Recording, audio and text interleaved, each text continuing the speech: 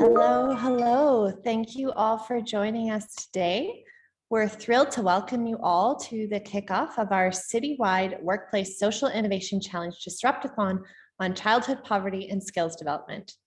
Through today's event, you'll be introduced to the concept of a Disrupt-ATHON, and we're going to hear from experts on the different pieces that make up the issue of childhood poverty, the importance of the development of life skills, and what can be done to create lasting change in Canada. My name is Sydney Johnson, and I'm the design lead at J5 Design Studio. And I am James Gamage, and I'm the Director of Innovation and the Social Impact Lab at the United Way of Calgary and area. Now, before we begin, I would like to acknowledge that we are currently gathered on land adjacent to where the Bow River meets the Elbow River. The traditional Blackfoot name of this place is Mohkinstsis, which we now call the City of Calgary. This is traditional land of the Blackfoot Confederacy, as well as Treaty 7 territory, which includes the Kainai, Siksika, Piikani, and Tsuut'ina and Stoney Nakoda nations. We would also like to recognize the Métis people and the Inuit people who have made their home here in Calgary. So firstly, we want this session to be as valuable as possible for all attendees and Disrupt-ATHON participants. So we will be recording and sharing the session on Hackworks, which is the platform that we're going to be using for the Disrupt-ATHON. On our agenda today, as you can see here, we are going to start with introductions, conversation with our panelists and audience questions for the first hour. And then we're going to run through the Disrupt-ATHON process for teams and tell you how you can even sign up in the last 30 minutes, and then we'll close. If you'd like to ask a question along the way as we're talking to our panelists, you can do that by clicking on the Q&A button, which should be at the bottom of your screen. We will be collecting your questions and we'll try to ask as many as possible to the panel by the end of today's session. So this Disrupt-ATHON is focused on creating innovative solutions to alleviating childhood poverty through the development of life skills. So why are we focusing on this in particular? So you may have noticed that it was World Poverty Day on Monday of this week.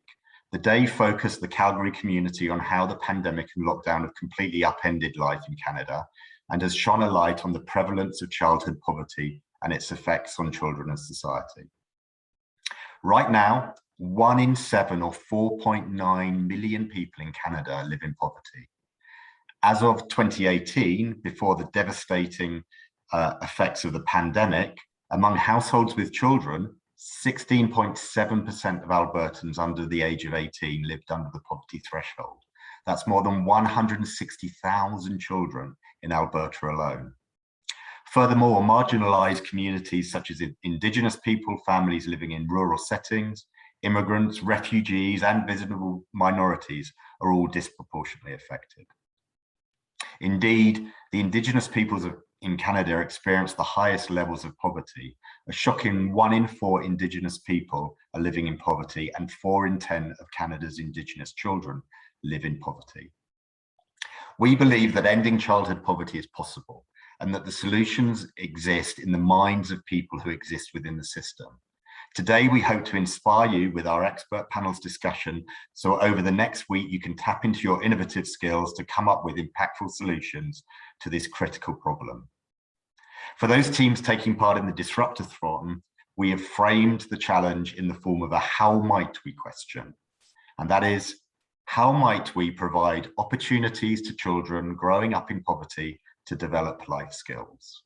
So I'll repeat that. How might we provide opportunities to children growing up in poverty to develop life skills? Poverty is clearly a very broad and multifaceted issue, but we have focused on a specific aspect of it in this challenge question to make it more manageable for you to focus on. Thank you for joining us as we kick off the Disrupt-ATHON, bringing the corporate community together to solve a problem that has real significance to the well-being of countless Calgarians. Thanks, James. I'm going to introduce our panel, which is made up of the people who are all immersed in the world of poverty reduction. And as I say their names and introduce them, they're going to turn their cameras on so you can see who they are. So our first guest is Leanne Ireland. Leanne is a mixed race Anishinaabe person from the Central Ontario area, and she has been the executive director at the Urban Society for Aboriginal Youth, USAY, since 2008. Leanne primarily focuses on social justice issues facing Indigenous youth living in the Calgary area, and with their involvement, creates programs, tools, and supports that foster healing, well-being, and empowerment. Leanne's goal is to shift the narrative of Indigenous people to showcase the strength, resiliency, and vibrancy that Indigenous people possess throughout the world. We also welcome Rita Gambila.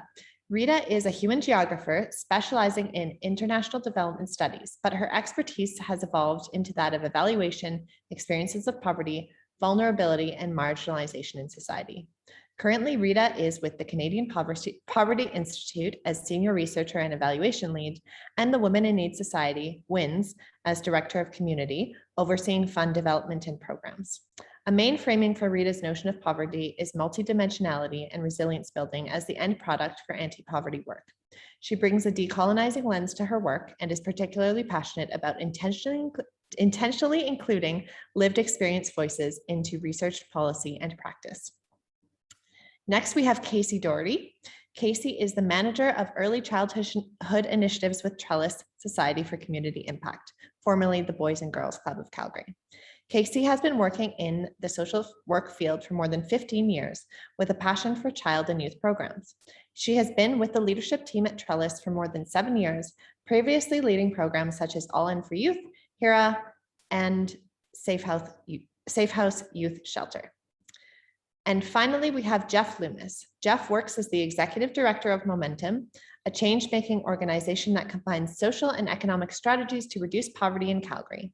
Momentum partners with people living on lower incomes to get good jobs, create their own job through self-employment, and save money to build their assets. Jeff has worked at Momentum for over 12 years, 7 as executive director, and over that time, Momentum was recognized as a social innovation leader by the United Way of Calgary and Calgary Chamber of Voluntary Organizations, as well as named a recommended charity by Charity Intelligence. Welcome to you all. If you haven't yet registered for the Disrupt-A-thon, you will have until October 21st, so tomorrow at 4 p.m. Register on HackWorks. The link to register will be shared in the chat. Each winning team member will go home with a $50 gift card to Local Laundry, which is all about Canadian-made garments for social good, a $100 gift card to the restaurant Donna Mac, located in downtown Calgary, and 2 day passes to the Tsuut'ina Nation Culture Museum, a center for preserving and promoting cultural history. The winning team will also have the opportunity to work with the Social Impact Lab to test and build their solution and hopefully bring it to life in the Calgary ecosystem should they choose. So wonderful prize pack there. And yes, panelists, you're more than welcome to turn on your cameras right now. Thanks, Sydney. So before starting, it's worth pointing out that we want this to be as an interactive a session as possible. We want to answer as many questions as the audience members come up with. So if you have a question, please use the Q&A function at the bottom of the screen on your Zoom panel, and we will ask as many of those as possible to our panelists during the session. But we'll kick off with our own questions before reverting to audience questions thereafter. So I'm going to kick off with you, Casey. So just to start us off, as a social worker managing early childhood initiatives with Trellis, you have strong insights into what childhood poverty looks like on the ground. Can you paint a picture for us and tell us about poverty and its effects on these children? Sure. Thanks, James. So just to give a little bit of background here, what neuroscience is teaching us is that there's a really strong connection between early childhood years and lifelong health and well-being, learning and behavior.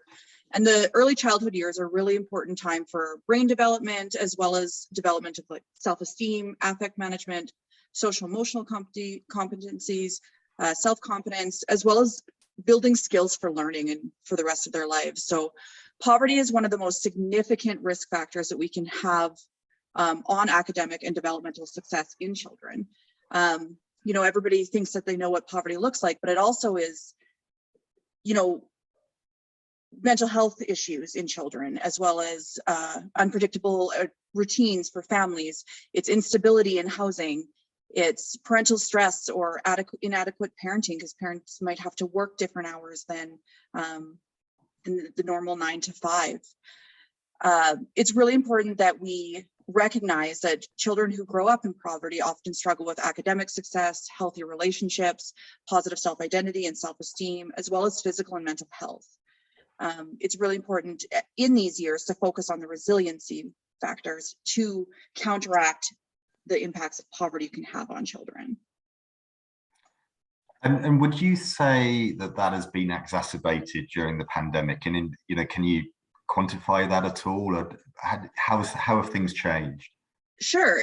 What I could say is, if you look at early childhood programs, statistically, Alberta is always under the national average. But if you look at the percentages of children who attended early childhood programs, which do focus on life skills and learning and building resiliency in children, it significantly dropped in 2020 across the country. Right. Okay. It's actually interesting that you point that out. I was talking to one of the teachers I work with, and she said for the first time in her career, she's working with children who aren't able to recognize facial emotions because people have been wearing masks. Mm-hmm. And that's part of building your own understanding of regulation and your own emotions, which leads into mental health and social skill building, all of the things, right? Yeah, so it's had such broad impacts. Absolutely. Leanne, can I turn to you now? As we saw in the stats, the poverty impacts the First Nations, Métis and Inuit children at a higher rate due to experiences of systemic racism, cultural oppression and marginalization. So as the executive director of USAID, can you please speak to the level of poverty in Indigenous populations in Canada and how it has worsened maybe during the pandemic? Sure, yeah. So I think that it's probably important to Indigenous people in Canada didn't just end up in poverty. As you mentioned, there's systemic issues, poverty within the community. I mean, Indigenous people couldn't vote up until 1969. Residential schools, the 60s scoop, child welfare, all sorts of inequitable access. We also had segregation in this country through Indian hospitals and other systems, which created great inequities. And so, Indigenous people don't just find themselves in poverty, they've been systemically put into poverty. And I think that's really important. This isn't something that you can just life skills or life hack your way out of.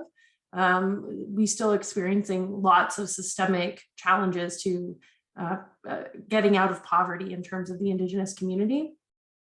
We know that because of all of those reasons, primarily because Indigenous people live in rural reserve communities, about 60% of our population. And then when they come to urban centers, they don't necessarily have the natural support systems to transition well into those urban settings. And so that causes some strain. And then obviously one of the main components that help you with poverty is home equity, intergenerational wealth, all of those tools that you would rely on, parenting structures that have been systemically dismantled through genocidal practices, essentially, in this country. And so we do experience lots of poverty in our community.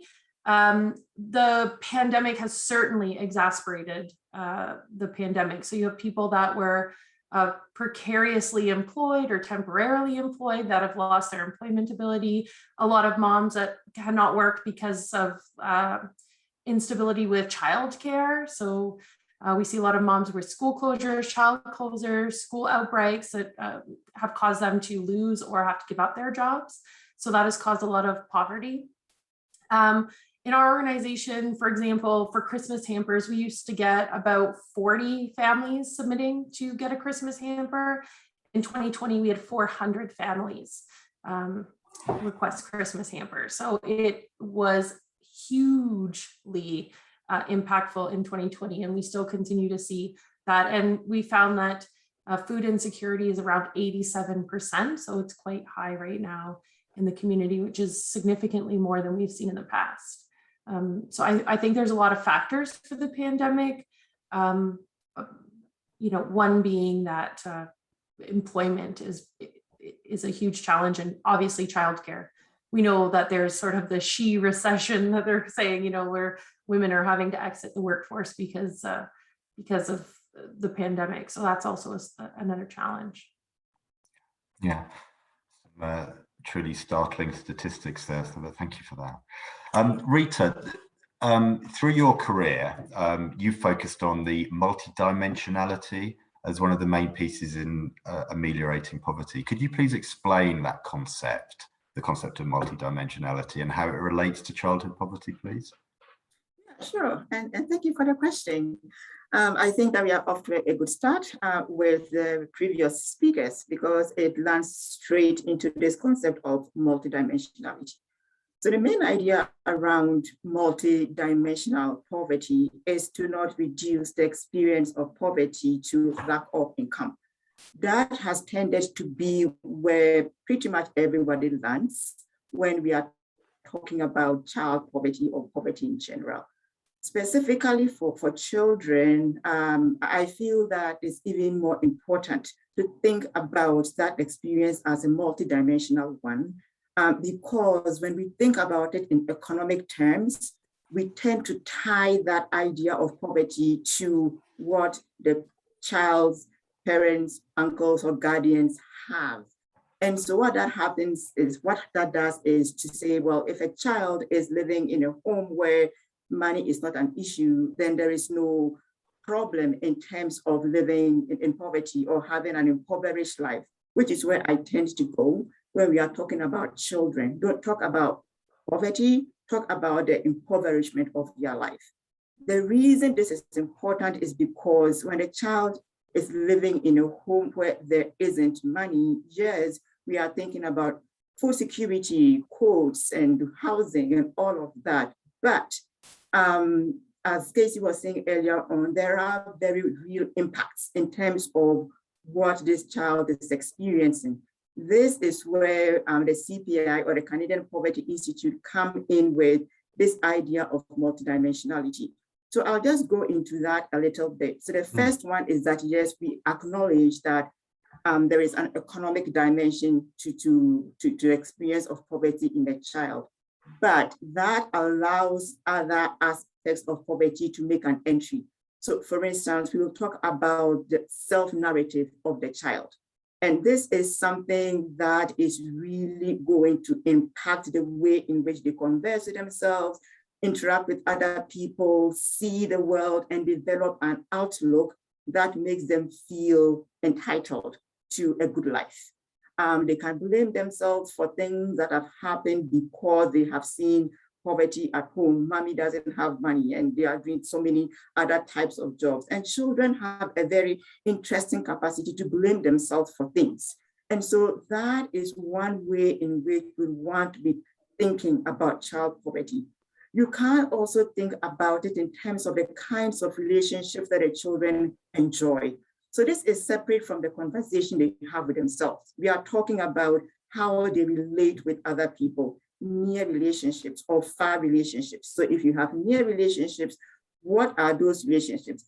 Relationship with your father, your mother, your siblings. Far relationships, well, your hospital, your doctor, nurse, teacher, all of those kinds of things. If you are a child living or coming from a house where there is poverty, like economic poverty, the capacity to develop those healthy near and far relationships is compromised. Is where we are coming from with this. The third aspect is actually outside of the control and influence of the family unit. And we are calling that systemic or structural child poverty. So we found that there are children who may come from a stable homes where in terms of economics, they are okay. But then there are aspects of your life, say you are having a developmental problem that needs to be paid for. Relatively, the family has money, but when it comes to actually paying for the needs of the child's development, there isn't enough. And so the child is going to be suffering the consequences of that. And that is Rita, you've just frozen, the screen's just frozen. Because the child is falling back in school. So those are just the things that we will talk about. So instead of always focusing on money or the lack of it, think about the repercussions of that and add that to the experience of child poverty. Thanks, Rita. That was a great reply. Your screen did freeze a little bit in the middle of that, but it was a really rich response. So thank you very much for that. Casey, can I talk to you about, just terms that we hear? We hear terms like the poverty trap and breaking the cycle of poverty. But what would keep people stuck in the cycle of poverty? Sure. Rita, thank you for what you said there. Just before I go into your question here, James, I think you really hit the nail on the head. It's not just about money, it's about the rest of everything around it. It's so many things. And I think, Leanne and Rita have also highlighted some of this. We're seeing it a lot during the pandemic right now around employment and particularly mothers having to be home with their kids due to childcare. We had a family the other day, their daughter came to one of our programs and had a cough, and cough is still one of those symptoms that is keeping kids home for 10 days or needing to get tested. And when the teacher talked to the little girl about it, she's like, well, mom had to work, so I was told to hide it. Like that's heartbreaking that parents are having to say that to their kids. So the economy or lack of stable work is definitely one. Cost of housing is another. Lack of access to affordable childcare is a huge one. Alberta is not a province that has universal childcare, and it is expensive. We have a lot of families who both parents are working and aren't living in poverty, not able to afford to have all of their children in childcare. So that's a huge aspect to it. There's so many things. There's so many systemic barriers, like as Leanne talked about with our Indigenous populations, that continue to impact that. Graduation rates are a concern in Alberta. I think in Calgary right now, the rate is 1 in 5 youth do not graduate within the 3 years. The stat is that every year you grow up, you spend in poverty, it decreases your likelihood of graduating high school by 2%, which is huge, right? And especially when you think poverty isn't solved overnight. And a lot of families out there, we see them struggling daily. We had a mom the other day, her daughter went to a birthday party and her own birthday was the next week. And she really wanted a birthday party, but mom said to me, I have to choose between my daughter having a cake or new winter boots because she's outgrown her ones from last year. That's not something that's just solved overnight with us giving her a gift card for a cake. Yeah, you can see some of these really systemic issues keeping people in that cycle and, year after year, generation after generation. Thank you for that response. Jeff, I'm going to come to you now. I was looking through the Cities Enough for All strategy document the other day, and I came across this quote. So it's solving poverty isn't like baking a cake, which can be done by following a sequence of steps. Solving poverty isn't like flying to the moon, which requires a complicated plan. Solving poverty is more like raising a child. There are many changing factors to respond to along the way. It requires many people with many different roles to play, all coordinating their efforts so that they can achieve the same goal. We need individuals, communities, systems, and institutions to create an environment that removes barriers and supports all individuals to develop strong assets and, by extension, resilience to poverty. So I know Momentum's involved in the Enough for All strategy. Can you tell us a little bit about that strategy in Calgary and tell us about that interplay between government, non-profit agencies and the community in creating change? Yeah, the Enough for All strategy does try to be rooted in that fact that poverty is complex and that it really does need individual action. So working with families and people experiencing poverty, and it requires community action that's oftentimes through community or not-for-profit organizations, and businesses having a role to play in poverty, being able and willing to hire people that may have some additional barriers to work and then pay them living wages so that they don't have to experience the economic poverty that Rita described. And the government has a critical role in poverty, and that it's all of that together. And so the Enough for All strategy does really identify that it is collective. It's a collective need to address the issue of poverty generally, and then child poverty. And something that I think is core to reducing child poverty is we have to always remember that child poverty can't be separated from family poverty. All kids live in families. And so it is an adult issue as well. And I completely agree with Rita and Casey and Leanne that it's not only about, poverty is not only about money, but poverty is also always about money. Like it's always an economic issue. And so the Enough for All strategy, I think one of the really important parts of the Enough for All strategy is on the economic side of poverty. It identifies that poverty, family poverty, is both an income statement and a balance sheet issue. So it's both about having income and it's about having assets. And that's why in that quote that you named, it has the word assets. That people, if without having an income, you can't get by and you can't make ends meet, but without assets, the savings, you can't get ahead. And it's so critical to be thinking about both sides. Savings, even a small amount of emergency savings, $500 in an emergency savings account, shows it has a huge impact. Research shows it has a huge impact on reducing the risk of eviction, reducing the risk of taking out a high cost loan, and all of those factors, like an eviction, can contribute to chaos and instability for the kids if it's a family situation. So that's where I think on the economic side of poverty, it's so important that we think about both income and assets. And quite oftentimes we really only focus on the income side as a society when it comes to poverty. Do people have enough money just to pay the bills? And that's important and absolutely critical, but it's not quite enough. We also have to be thinking about the asset side or the balance sheet side of someone's life. Yeah, and is it fair to think beyond the financial assets and also the assets that people build up, the experiences, the life skills that people build up as they're developing as through their childhood and into adulthood? Is it worth thinking about that as well? Yeah, for sure. You can take a really broad perspective of assets, that it's life skills would fit within that. Everyone's sense of self can be viewed as an asset. That's the approach that we take at Momentum, is a very holistic approach of assets, with the financial assets being critical within that mix.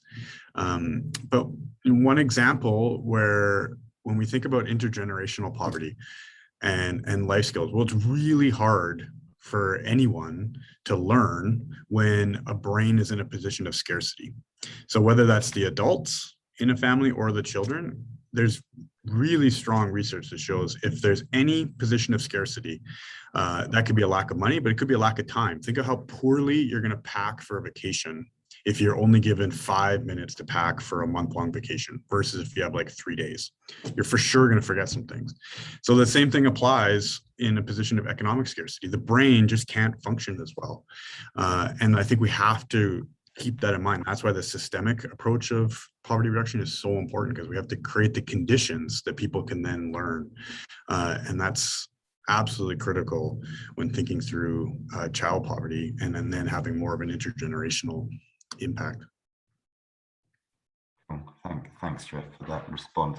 I'm going to hand over to Sydney now, who's got some questions. But as I said at the start, we are also really interested in audience questions and being able to put those to the panelists. So please, if you have a question, use the Q&A function at the bottom of the page of your Zoom panel, and we'll pass those questions on to the panelists themselves. So please do ask. There's one in there at the moment, I see, but let's see if we can build those questions up to make it a bit more of an interactive session.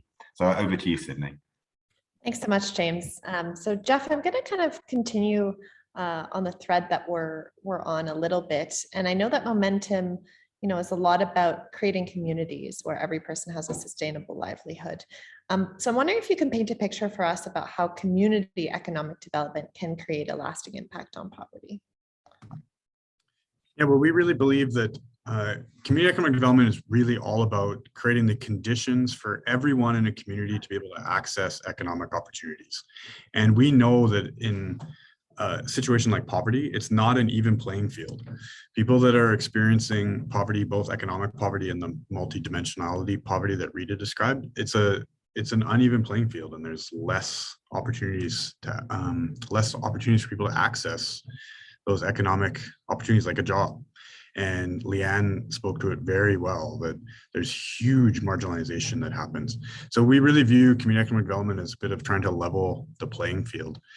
And one specific example where a community approach, I think, is starting to have a meaningful impact in leveling that field a little bit is related to child poverty, is that the federal government almost 18 years ago created a program within education savings. So probably lots of us have our ESPs for our kids, registered education savings plans, but they recognize that that product only works so well for so many families, and there's a massive gap for people living on low incomes to actually be able to save. So they created 18 years ago what's called the Canada Learning Bond. Well, the Canada Learning Bond is a fairly generous grant for lower income families to be able to access education savings. However, there's huge barriers for people then to be able to open up an RSP and then actually access the Canada Learning Bond. So through huge community efforts over about a 10-year period in Calgary, we went from only 20% of families that were eligible for the Canada Learning Bond in Calgary actually accessing the Canada Learning Bond to just last year, we're now at 50% of families that are accessing the Canada Learning Bond. Calgary is one of the leading municipalities in the entire country for the Canada Learning Bond uptake. So it's a really good news story. It's like, hey, we're doing pretty well now as a community, trying to ensure that families that are living on low incomes can access the Canada Learning Bond. You can also flip the story is like, well, there's still 50% of families that are not accessing it. And we know that if a child has an education savings account in their name, they're 7 times more likely to go to some form of post-secondary education. And then there's a huge intergenerational poverty reduction component, because if we all, I think there's great research that shows if people get even some level of post-secondary education, lifetime earnings go up significantly. So that's just a tangible example of taking a community approach. There was a massive amount of effort to have a whole bunch of community organizations, financial institutions having a role in trying to break down some of the barriers to access the Canada Learning Bond. And we've made measurable progress, but there's still a long way to go. And now we have to start thinking about like, what's the system change opportunity so that we can really break down those barriers further so that we can go from 50%, ideally it would be 100%. So that's a tangible example of community economic development sort of in action to try to reduce child poverty in the long term. Absolutely. Thanks, Jeff, for sharing that. I have a question from the audience here that I think relates to what we're speaking about. And this audience member says, there are many impactful organizations doing excellent work in this space, but as a major systemic issue, it feels like we need all hands on deck. How does something as big as a city or country organize all the pieces to move together towards a solution that will work? And so I'll just open that up to any of our panelists who want to answer that.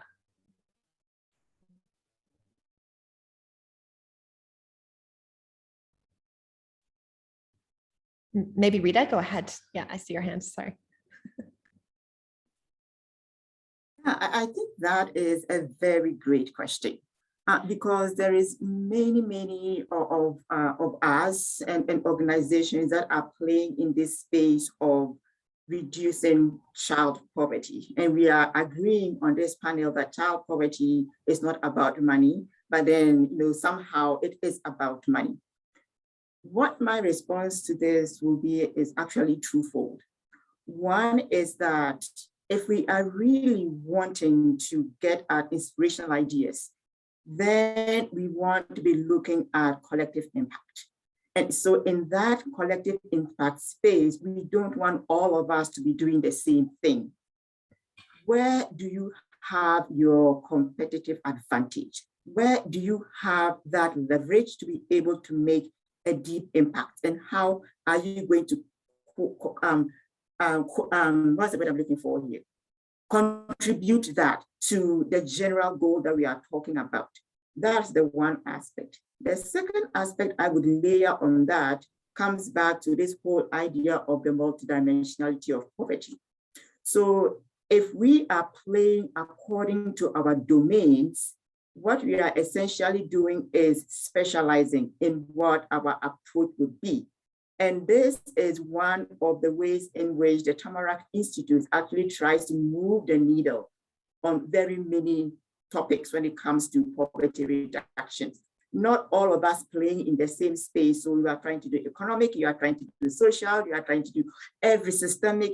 That just dilutes the impact. So to my mind, it will be curating all of the organizations and people trying to do something about poverty behind one champion or advocate.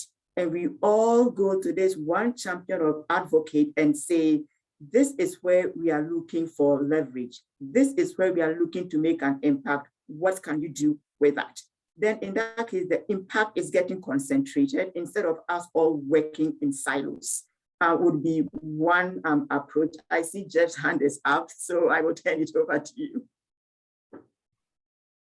I would just add, Rita, that it is a fantastic question. And system change is absolutely critical and where probably the biggest scale of change can happen.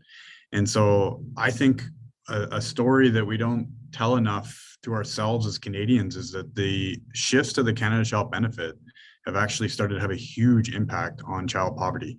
We'll see the impact. We don't yet know the impact of COVID from a really measurable standpoint on economic poverty, James, to some of your points earlier, but the Canada Child Benefit was starting to reduce poverty. And in Alberta, when we had the Alberta Child Benefit, we actually were seeing a 50% reduction in child poverty, economic poverty, over about a 3-year period. So just an example of that system level change that's referenced in the question is so important.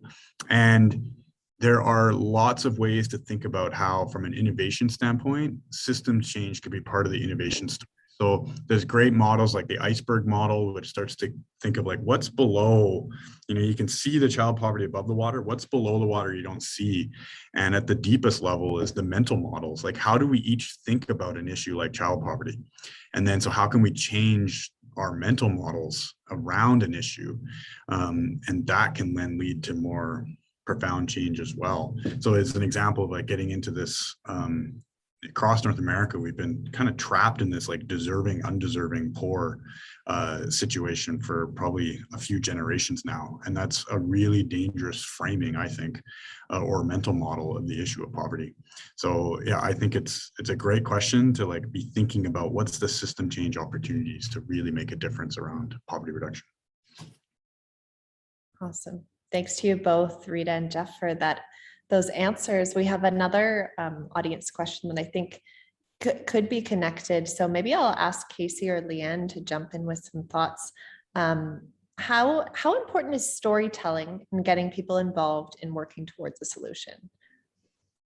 Any thoughts on that? Thanks, Leanne. Yeah, I think storytelling is super important. And I think talking, from an Indigenous perspective, certainly storytelling and oral tradition and passing down stories is fundamental to how we communicate. I think, as part of like sort of a cultural protocol, we retell and tell and retell stories. And we like to spend time sitting in those truths and those stories.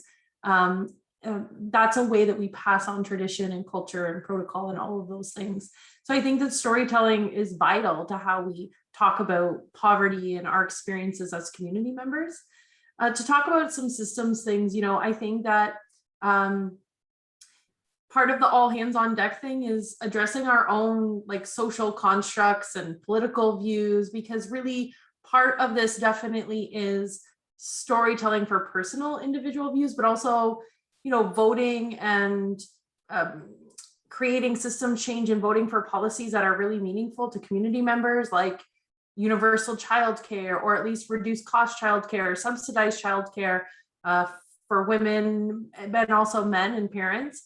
I think that universal basic income, guaranteed living salaries and wages, closing gender pay gaps, things like those would be transformative to childhood poverty. And we Jeff just said how much the child tax benefit improved poverty for children, but closing the gap on different social and political areas like in policy would have huge impacts for childhood poverty. And I think that we don't tell those stories enough. And I don't know if we personalize those stories enough to those children and youth that are experiencing the benefit of that. So I think that being personalizing what child tax benefit means, personalizing what universal basic income or gender pay gap looks like, I think would make a huge difference on how people went to the polls and voted for people. And I think that we need to do a better job of it. Just to echo what Leanne was saying, I agree. Storytelling is extremely important. It's through storytelling that we connect the head and the heart. And it's when you connect something to someone's heart that they believe in change and help change to happen. Absolutely. Thanks to you both. I want to talk a little bit about getting to the specifics of the Disrupt-A-thon question that we have, which is how might we provide opportunities to children growing up in poverty to develop life skills? I want to be really clear to all of our guests, if it wasn't clear already, given the discussion we've had so far, that this question isn't meant to imply that that's the only solution or even a solution on its own to addressing childhood poverty. But part of what we have to do as to solve any large problem is to break it down into little chunks. And this is one of the chunks that we're looking at as a part of this Disrupt-A-thon. So I'd like to ask our panelists, when we talk about life skills in this context, what does that mean to you? What do life skills mean in the context of childhood poverty? And maybe Casey, I'll throw it back to you for a minute there. Sure. Yeah, so as we've spoken, this is just one component to poverty in general. But when I think of life skills for children, it's really a lot around that social emotional learning. Statistically, we know that kids who are involved in early childhood programs have advantages later on in life. They have better academic success. It's said that for children who receive at least 2 years of early childhood programming, there's a greater advantage later on in life around their mental health and mental well-being, as well as graduation rates. For us in our programs with social emotional learning, we really focus on skills for learning, setting them up for kindergarten readiness, getting them ready to make that switch into other education settings. We also focus on empathy and emotional regulation, building friendship skills, problem solving. All of those are skills that we use as adults every day. We also focus on building their natural support network, as well as families' natural support networks within our programs, building parental self-efficacy, as well as access to childcare and reliable childcare creates opportunities for parents in the economy and steady jobs. That's another important component to it. Brilliant. Thanks, Casey. Rita, do you have anything to add there from your expertise on skills and skills development for opportunities for children living in poverty? I think for me, in addition to what Casey is talking about, would be that aspect of resilience building. To me, when we are talking about children, irrespective of their economic situation, we always want to make sure that we are setting these children up for success. And resilience building is that vehicle for that to happen. So if a person is resilient, irrespective, again, of their economic situation, if something happens down the road, you do have a skill set that allows you to pick up the pieces and recover. Some of these things have got to do with your mental health. Where are you at emotionally? Where are you at in terms of just dealing with stress? Where are you at in terms of managing difficulty? Where are you at in terms of managing a budget or managing on fewer resources? So to me, I wouldn't even reduce it down to the fact that a child is growing up in poverty. This is a skill set every child needs to have. Because if we say, oh no. Here she comes back.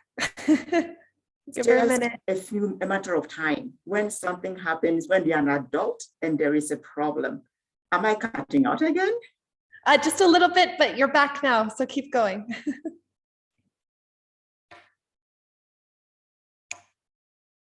Yes, I'm back. Good. I don't know why it's happening today of all this in my office. Yes, so I was just saying that to me, I'm really broadening it beyond just children that are living in poverty. resilience building is something every child needs, period. Perfect. No, and I think we definitely understood what you were saying there. Jeff, I see your hand up, and I was going to come to you next because we've talked a lot about asset building as well as income and the other business skills and those kind of not more practical skills, but different types of skills that are required as well. So I'm wondering if you can shed some light on that. One in particular, Rita mentioned budgeting. And so that's so many life skills. I think that any child, and includes living in poverty, people learn a lot of their life skills in a sense by osmosis. It's by exposure of like what you're around. And a lot of families that live on low incomes are some of the best budgeters. So that I think is just something that is under-recognized, because people living on limited economic means do have to be very careful with how they use their money. And interestingly enough, a lot of there's good data that shows some of the most generous people in terms of giving in Canada are actually in the lower income brackets. They actually give higher percentages of their income to charity, even though their means are tight.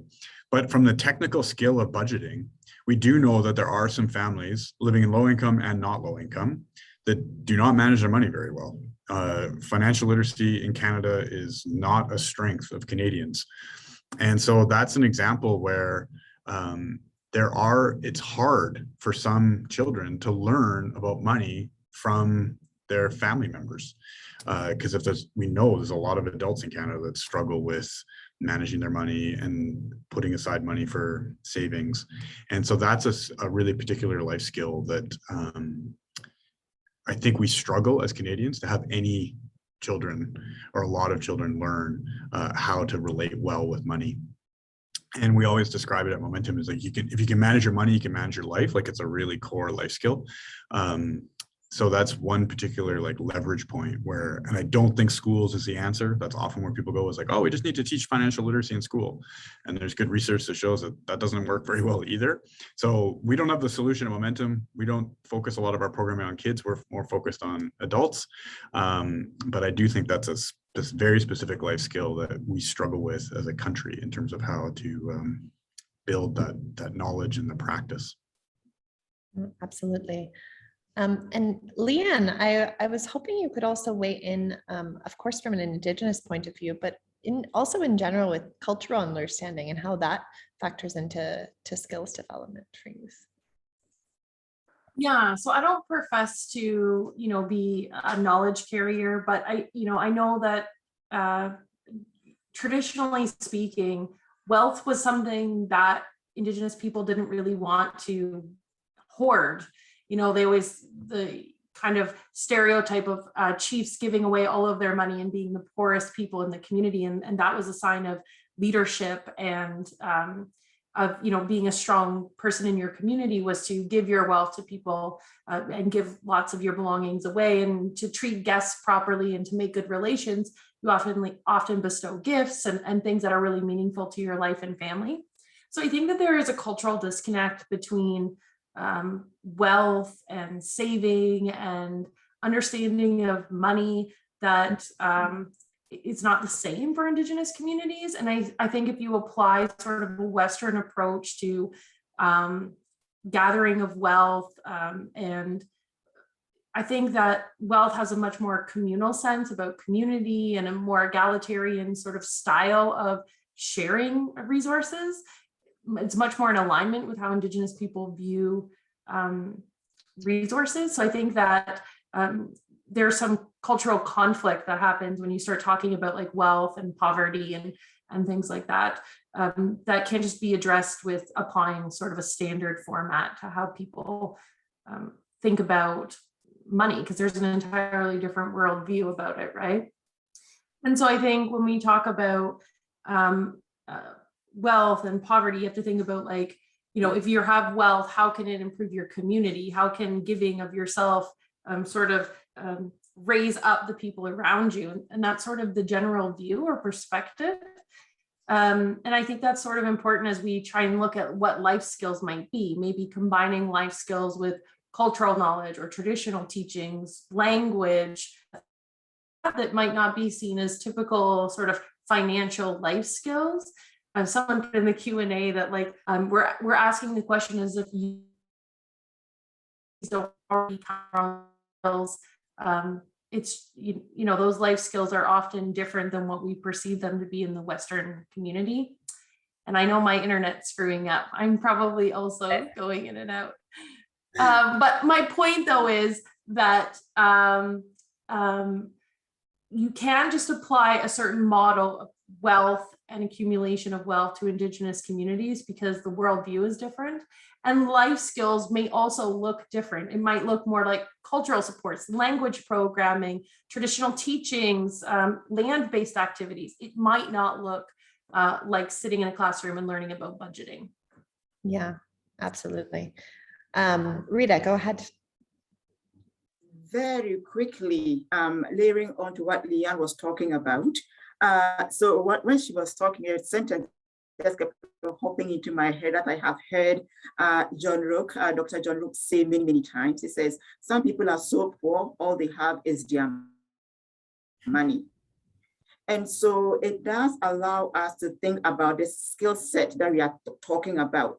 So when we are talking about children living in poverty, in my head, what are the compensating, in quotes, skills or skill sets or factors that they have that will layer into the conversation? So the conversation does not become about the fact that you don't have, but about the fact of what you have. Even that change in narrative is skill building, because then you are not stuck in your head, well, I don't have a phone, so then my life is screwed up, right? What other things do I have? Maybe to Jeff's point about asset building, like what do I have as opposed to what don't I have, will become part of the thinking around how to innovate around this problem. Brilliant. Thanks for chiming in there. And again, I'm going to ask anyone who, I'm going to say another audience question, and anyone who has a response to it, just throw me your hand. We talked about a bunch of different life skills and what that could mean from different perspectives. And someone is asking, is there a pivotal age for learning these skills? And are children who have passed a specific age at a higher risk? Does anyone want to chime in there? Maybe Rita, could you elaborate on what you were saying before? I wouldn't say that there is a life, an age for that. Actually, they say that when in life, when you stop learning, you are done. So to my mind, at any age, when you want to start gaining new skills, new knowledge, is a good age. The earlier we can get children all of these skills, that puts them in good stead, not to experience adulthood economic poverty, in which case it transfers to their children, will be better. But my specific response would be actually meeting children at where they are at. So if a child is 5 years old, what these skill sets look like will be different from when the child is 12. And when the child is 17, what you are teaching them is going to be different. To my mind, that will actually be the way to approach this so that no one is left behind. Because even if we do this and we are reducing poverty by 50%, there is still 50%. And so those 50% are not chosen. So to my mind, even 10% is a big number. What can we do so that everybody has the benefit of these skills, these opportunities, so that their life will be more filled with well-being? So any age is a good age, would be my response, but just tailor it to their age so it is appropriate and beneficial. Brilliant. Wonderful perspective. Thank you, Rita. James, I'm going to pass it back to you to ask some more audience questions here. Yeah, thanks, Eddie. So there is one in the question box, and it sort of speaks to the impact of the pandemic, but not necessarily on those experiencing poverty, but on those who are trying to tell the story of poverty and raise people's awareness of it, and the fact that people's worldview might have shrunk given the restrictions of the pandemic in the last year. So do you find the story of childhood poverty harder to tell in this virtual world? Is it harder to reach people? Wondering if the fact that our worlds have gotten so small, is it harder for people to see what's truly happening in the broader community outside their own bubble? Anyone have a comment or response to that? I do. Go for it. I would say yes and no. Mhm. So in some ways, it's really hard to have volunteers or community members come to something like a backpack giveaway where they can see just how appreciative families are of receiving a backpack or a pumpkin or a Christmas hamper. And so normally we'll have people coming to give corporate days of giving or different things, where people can see firsthand the impact that their donation and time has had. So that has been difficult because I think a lot of people really like that personal connection. But at the same time, people are more in tuned, I think, given sort of, Black Lives Matter and the recovery of children at residential schools and some of the social issues that have happened. And also people's days and time have slowed down a little bit. And so I think people have just become sort of more aware of sort of what's happening in their community. And that has been really helpful. And I think you can connect a lot faster with people in this means where you're not traveling to them. And that has been helpful too. So I would say for us, I think that storytelling has kind of been kind of neutral. It hasn't improved, hasn't gone down, but has kind of just stayed, it's kind of adapted in a different way that's been both good and bad. Just to kind of add on to what Leanne said, I would agree both. I think it's yes and no, but I think the pandemic has also made people realize how unstable their own lives are, and that people who previously felt very stable in their work environments or in their savings maybe have had to tap into that or are struggling more than in the past. So I think it's made them understand more how others are experiencing this as well. Cool, thank you. Thank you. So that's been great. I'm really conscious of time here and we need to sort of wind up this section. So thank you for all your answers there. And Jeff, thanks for posting stuff in the chat as well. As far as that storytelling is concerned and building people's understanding of some of the issues we've been talking about. Thank you for doing that, because I'm sure the audience will have got a lot out of that themselves. So I'm going to wind this section of the proceedings up. So thank you for joining us today. I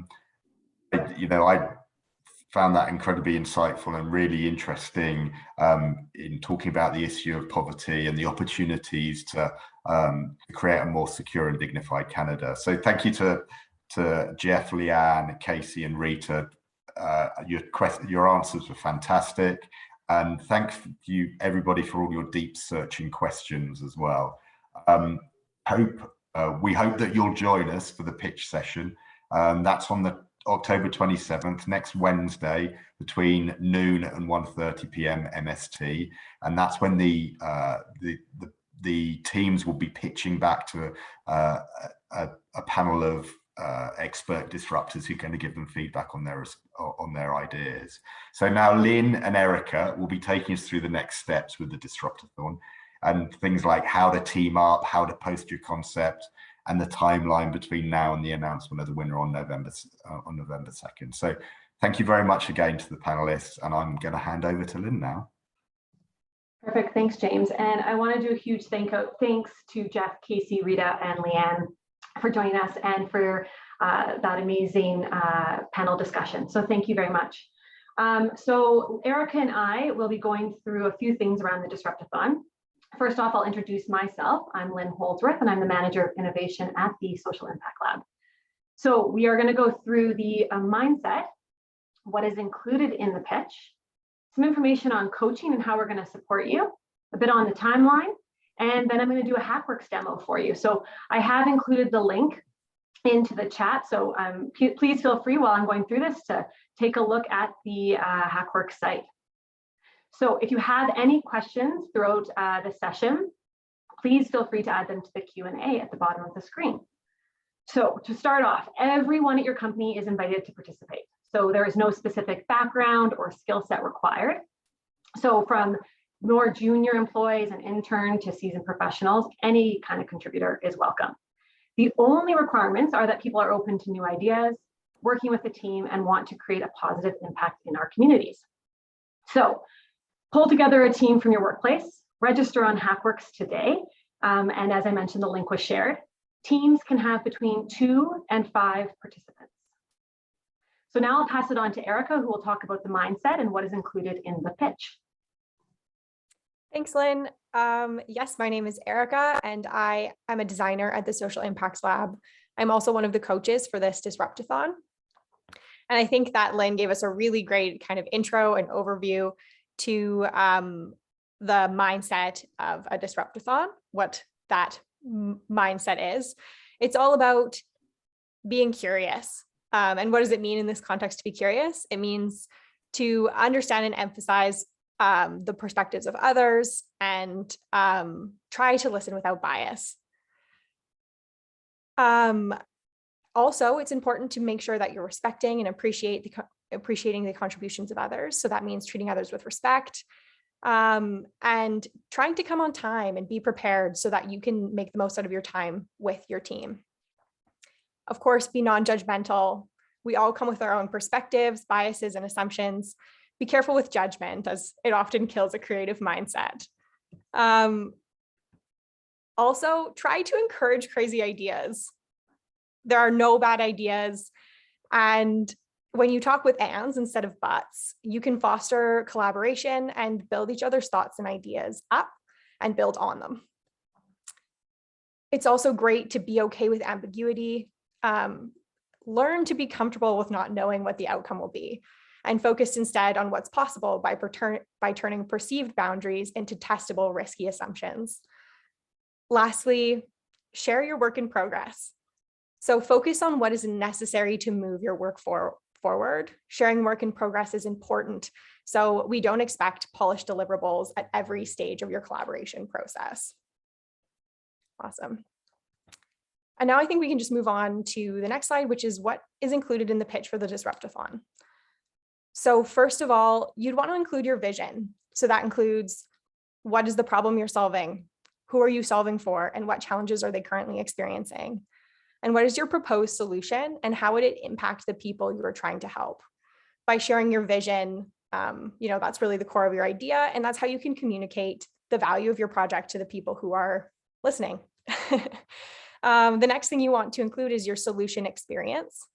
So that is how you describe what your users will experience in your proposed solution. So how will they find out about the solution? How will they interact with the solution? And what is the magic moment when they get value from using your solution? By sharing the experience of your solution, you can really bring your users into your pitch and make it much more compelling by starting to tell that story, as some of our panelists were speaking about. The next thing you want to include is a testing overview. So please describe what you would need to test in your idea. What would be in your test and who would participate in your test? How much time and money would you need? And what support would you need, both from us and maybe externally from other people as well. So if you include all of these things in your pitch, it should be pretty well-rounded and give people a really good overview of what your idea is and how it would move forward. And I will pass it back to Lynn to talk a little bit more about the deliverables you would need to produce. Perfect. Thanks, Erica. So the deliverables, and I'll go into this a bit more, and you'll see how to submit these PowerPoints and videos as I go through the demo. But the deliverables for this are a 5-minute presentation that will be on October 27th to a group of judges. And this will be in the format of a PowerPoint. Then we have a 1-minute video that you'll need to develop after the pitching session on the 27th to tell your colleagues about your concept during crowd voting. And those dates below are a little off, but we'll go through that in a bit more detail. So don't disregard those dates there. So we'll move on to the next slide. Perfect. So as we mentioned, we're going to provide support to all of you during this process. So there are 4 coaches that will be able to support you. Each team will be assigned 1 coach. So after today, once you have registered your team, they will reach out to book times with you. These times are between October 21st and October 25th. We also have open office hours on October 25th from 11 a.m. till 1 p.m. And anyone can attend that open office hour and ask questions to Erica and Sydney, who you've heard from today. We also have open sessions with our subject matter experts at United Way. So that is Susan Brooke, Craig Barabash, and Wendy Mendez. So you can drop into any of these sessions to learn more about the issue, what's going on in Calgary or other locations. This information is all on HackWorks. So we can move on to the next slide, which is around the timelines. So there is a lot of information here. And again, all of this is on HackWorks. So registration is currently open. So you can go into HackWorks and register. We had our kickoff panel today. Registration closes tomorrow at 4 p.m. Then we have our coaching and subject matter expert sessions, which I just went through. Then we'll ask you to submit your ideas by the October 26th. And then we have our pitch session with our judges on October 27th from 12 to 1:30. And I just added that into the chat so you can sign up to register for that. Final submissions by October 27th, and this is your 1-minute video. Then we have crowd voting that happens between October 28th at noon to Tuesday, November 1st at 4 p.m. During that time, individuals from across the community will be able to vote on what idea they think is the best. And then our winner is announced at our wrap up on November 2nd at 2:30 p.m. Again, all of this information is included on HackWorks. And we'll go to the next slide. So now I will kind of go through a demo for you on HackWorks so that you get a sense of what it looks like. Again, if there is any questions, please add them into the Q&A. I also would like to thank HackWorks for providing the platform to power the Disrupt-A-thon free of charge. So we're going to go through how to create and join a team, how to view panelists, expert disruptors, and coaches, communicate with other participants, and submit your idea. So I am going to share my screen now with all of you. Perfect. So here is the Disrupt-A-thon. And I was just going to see if I can move that. There we go. Perfect. All right. So I'm going to take you through this. Can everyone see the screen? Perfect. Okay. I'll take that as a yes. So on the platform here, you can see that there is an email. So if you have any questions on the Disrupt-A-thon at all, at any time, please email us at disrupt-a-thon@calgaryunitedway.org. And we also have that it's a virtual event and that 2 to 5 people per team. On the homepage here, there's some information that you can take a look through and also an information package. This information package tells you some how-tos, how to register, how to create a team, and some other information that would be useful. So we're going to join the event. So we go through a little registration survey. Do you confirm that you're over the age of 18? Verify your work email, and then I agree to the rules and regulations. You're then going to submit. Perfect, I've registered. So here are the team details. What I'd suggest is that you have one person that creates the team on behalf of your entire team. So they'll go in here and they'll select an image and then they can put a team name. So I'm going to do demo team right now. And then you can invite people to the event. So you can add an email. So let's say you want to invite 3 other people from your workplace to join your team. You add them in here and then you create your team. Oh, my team could not be created because it's already got in there. So we'll add a new name. So demo team 2. And we're going to create the team. Perfect. So once the team has been created, you'll be able to go on here and you'll see that there is the homepage that you had at the very beginning. And then there's a bunch of tabs on the left-hand side. We'll go through all of these. So here are our participants. You can see who has joined. You can find a team. So there's already a couple in here. In here, you can also message a team or request to join the team. So let's say this is my team, United Way, and I want to join, request to join.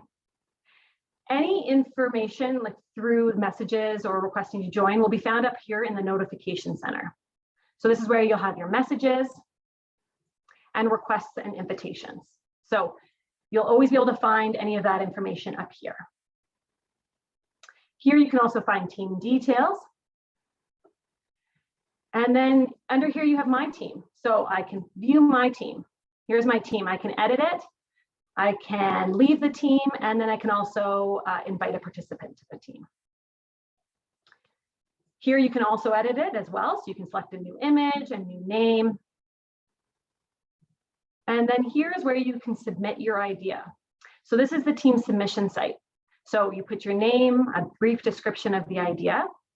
Here's where you will upload your PowerPoint for the October 27th pitch session.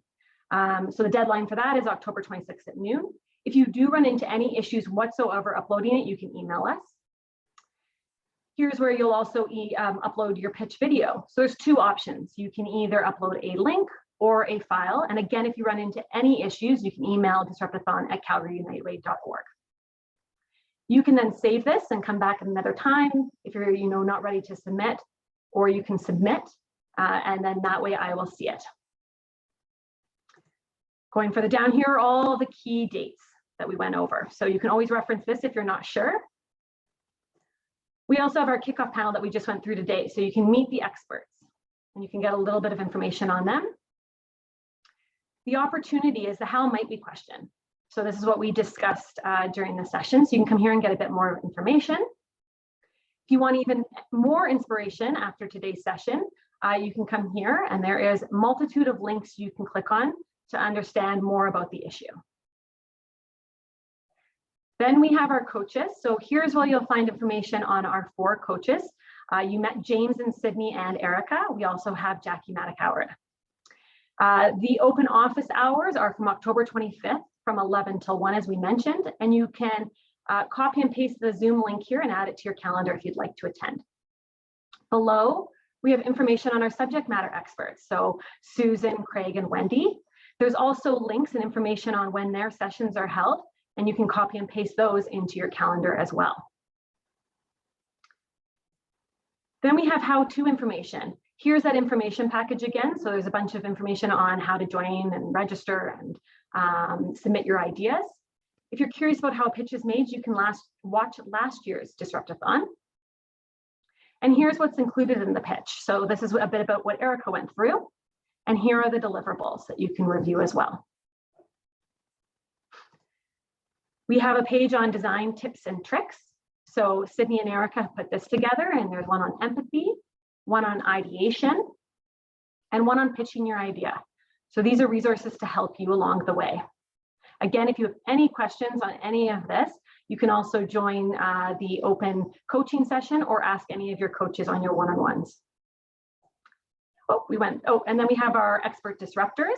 So as we mentioned, on October 27th, you'll be pitching to them. You can register for the pitch session here, and then you can get some information on the 4 judges here.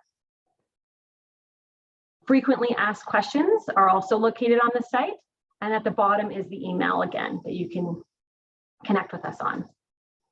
And then lastly, we have our prizes. So we already went through what these are: a $50 gift card to local laundry, a $100 gift card to the restaurant Donna Mac, 2-day passes to the Satina Nation Culture Museum, and the winning team will have the opportunity to work with the Social Impact Lab to test and build their solution. So we will be announcing the winner on November 2nd at 2:30. When you do register a team, we will send you a calendar invite for this, but you can also find the link here. So that is the HackWorks site. I will now open it up to see if anyone has any questions around the process, around the site, or anything else that we've discussed today. I don't see anything come through at the moment. So if you do have any questions after today's session, you can email us at disrupt-athon@calgaryunitedway.org. And we will be posting the panel discussion you heard today on the site and also emailing it out to everybody. So if no other questions, then we'll end and give you 15 minutes to get that team together and to go onto Hackworks and register. And we're all really looking forward to seeing what comes out of the Disrupt-A-thon. We want to thank all of you for joining us today. We want to thank James and Sydney for hosting the session and to our wonderful panelists. So thank you and good luck. And we wish you all the best. And we will see you all on October 27th for the pitch session. Thank you.